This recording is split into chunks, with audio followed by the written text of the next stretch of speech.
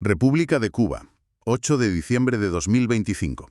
Hoy analizamos un documento que, a primera vista, puede parecer puro papeleo. Una resolución oficial que cancela una concesión minera. Pero, si leemos entre líneas, esconde una historia fascinante. Va sobre responsabilidad medioambiental y sobre el futuro económico de los recursos de un país.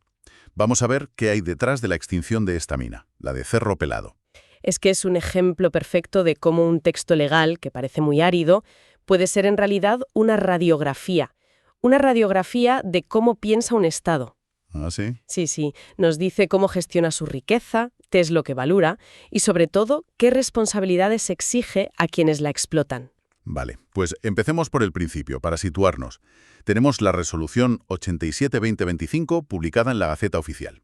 Y el objetivo es extinguir una concesión minera en un sitio llamado Cerro Pelado. En el municipio de Minas, provincia de Camagüey. Eso es. Y la razón oficial es, es muy simple. El plazo se venció. En mayo. Pero lo que me sorprendió de entrada no fue el por qué se cerraba. Fue el qué. Esperaba encontrar, algún metal raro, algo exótico. Y resulta que el mineral es caliza. Y has dado en el clavo. Es que esa es la paradoja de la caliza. Parece un recurso de bajo perfil, pero es que está en todas partes. El país entero, literalmente, se sostiene sobre ella. Pero nadie piensa en la caliza. Claro. La resolución lo detalla muy bien, de hecho. Se usaba para producir cal, hidrato de cal, Áridos para la construcción y macadam para las vías del tren. O sea, sin caliza no hay cemento, ni edificios, ni carreteras, ni ferrocarriles, nada. Es, el cimiento sobre el que se construye una nación. O sea que, aunque no suene muy glamuroso, estamos hablando de un recurso que es absolutamente estratégico para el desarrollo interno. Y hay otro detalle que me llamó la atención. Quizá es una obviedad, pero el nombre del municipio es Minas. Es un caso de estos de que el nombre ya nos lo dice todo sobre la historia de la zona. Totalmente. Es un topónimo que grita historia minera. Sugiere que esta cantera de Cerro Pelado no es algo aislado, sino una pieza más en un legado muy largo de actividad extractiva en esa región de Camagüey. Entiendo. La minería forma parte de la identidad económica y social de ese lugar. Y si la materia prima es tan fundamental, la pregunta es ¿quién estaba a cargo de ella? ¿No? El nombre de la empresa de Servicios Técnicos Industriales, ya nos da una pista. Sí, desde luego no suena a multinacional extranjera. Tiene toda la pinta de ser una entidad estatal cubana, lo que convierte todo esto en un asunto interno. Es el Estado gestionando sus propios activos. Exacto. De hecho, la propia resolución es como una comunicación en cadena. El Ministerio le notifica a la Oficina Nacional de Recursos Minerales, para que ésta se lo comunique a la empresa. Pura maquinaria burocrática en marcha. Es el Estado poniéndose de acuerdo consigo mismo, pero de forma oficial y legalmente vinculante. Y eso nos lleva al corazón del asunto. Una vez que el Estado decide cerrar este capítulo con esta empresa, ¿qué pasa con la mina? La resolución usa un término muy específico en su segundo punto. Declara el área franca. Cuando leí declarar franca el área, mi primera impresión fue que la estaban, abandonando, como si la dejaran en un limbo legal. Pero intuyo que significa algo muy distinto, ¿verdad? Pero es incluso más proactivo, no es abandono, es una invitación. Una invitación. Sí. Franca, en derecho minero, significa libre, disponible, abierta a nuevas propuestas. El Estado no está cerrando la mina para siempre. Al contrario, está recuperando el control total sobre el yacimiento, limpiando la pizarra de derechos anteriores y, en esencia, colgando un cartel de disponible. Para un nuevo proyecto. Exacto, es el reinicio del ciclo económico de ese recurso. Entiendo. O sea, no es una clausura, es un reseteo. Se abre la veda para que otra empresa pueda presentar una solicitud y explotar esa misma caliza. Pero, hasta aquí, todo parece un trámite administrativo más o menos estándar. Un contrato termina, el propietario recupera el bien, lo vuelve a poner en el mercado.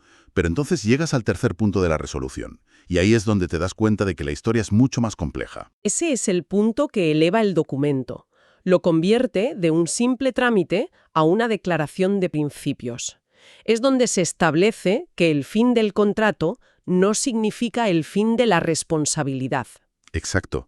Lo voy a leer porque es muy potente. Dice que la empresa está, y cito, obligada a cumplir las obligaciones contraídas si no las hubiere aún ejecutado, especialmente las tributarias y las relacionadas con el medio ambiente. Y por si fuera poco, añade que también debe indemnizar por los daños o perjuicios. A ver, la parte de los impuestos es lógica. Si debes dinero, lo pagas. Pero ese especialmente referido al medio ambiente, eso lo cambia todo. Ese especialmente es la palabra clave de toda la resolución. Le está diciendo a la empresa: tu derecho a sacar piedra de esta montaña ha terminado, pero tu deber de hacerte cargo del impacto que has generado, no. Claro. La minería, por definición, es una actividad invasiva. Siempre deja una huella. Y esta cláusula es un seguro legal para evitar que la empresa simplemente recoja sus cosas, se vaya y deje atrás un pasivo ambiental. Para que lo resuelva el Estado o las generaciones futuras. Exacto. Es el antídoto contra la imagen clásica de la minería del siglo XX, la de la compañía que se lleva el oro y deja un cráter y un río contaminado. Precisamente. Esto, en la práctica, obliga a la empresa a ejecutar un plan de cierre de mina, que no es solo apagar las máquinas y ya está. ¿No? Implica restaurar el paisaje en la medida de lo posible, gestionar los residuos de forma segura, asegurar que no haya fugas contaminantes, o sea, garantizar que el lugar quede en condiciones estables y seguras. Es la obligación de quedarse a limpiar después de la fiesta. Y la coletilla sobre indemnizar por los daños y perjuicios parece que va incluso un paso más allá. No es solo arreglar tu propio desorden, sino compensar a otros si tu desorden les ha afectado. Sí, es una cláusula de responsabilidad civil con mucho alcance. Podría cubrir, por ejemplo, la contaminación de un pozo en una finca vecina. O el daño a un ecosistema local. Justo. Cualquier perjuicio demostrable que se derive de la actividad minera. Si sumas todo, este tercer punto dibuja un marco regulatorio pues muy moderno y muy consciente de las externalidades. Le dice al operador: el beneficio de la caliza es tuyo, pero el coste social y ambiental también lo tienes que asumir tú. Entonces, si unimos todas las piezas del puzzle, este documento, que empezó pareciendo un simple papel sobre una cantera de caliza en Camagüey, acaba siendo una ventana fascinante a la filosofía de gestión de recursos de un país. Y mucho más.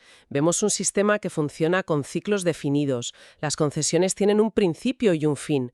Vemos una burocracia que opera de forma previsible. Pero, sobre todo, vemos un marco legal que, al menos sobre el papel, consagra el principio de responsabilidad post-explotación.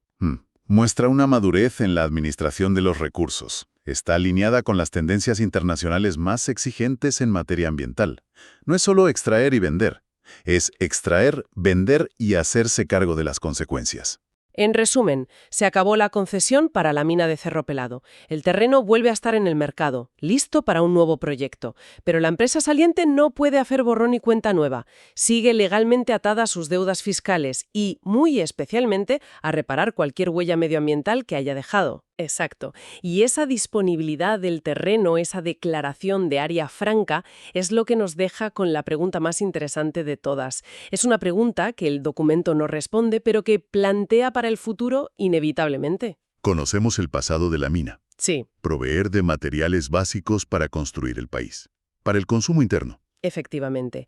La gran pregunta que queda en el aire es: ¿cuál será su futuro? ¿La próxima concesión para Cerro Pelao seguirá el mismo camino, extrayendo caliza para cubrir las necesidades de infraestructura de Cuba? ¿O aprovechará el Estado esta oportunidad, este reseteo, para buscar un destino diferente para ese recurso? Algo con más valor añadido. Podría ser. Quizá esa caliza tenga una calidad especial que permita otros usos. Para la exportación, para procesos químicos, para la industria farmacéutica. No lo sabemos. En definitiva, la pregunta es: ¿se mantendrá el rol tradicional de la mina como proveedora de la construcción? ¿O se buscará transformar su destino económico para generar más valor con la misma materia prima? La respuesta definirá el siguiente capítulo en la larga historia de Cerro Pelado.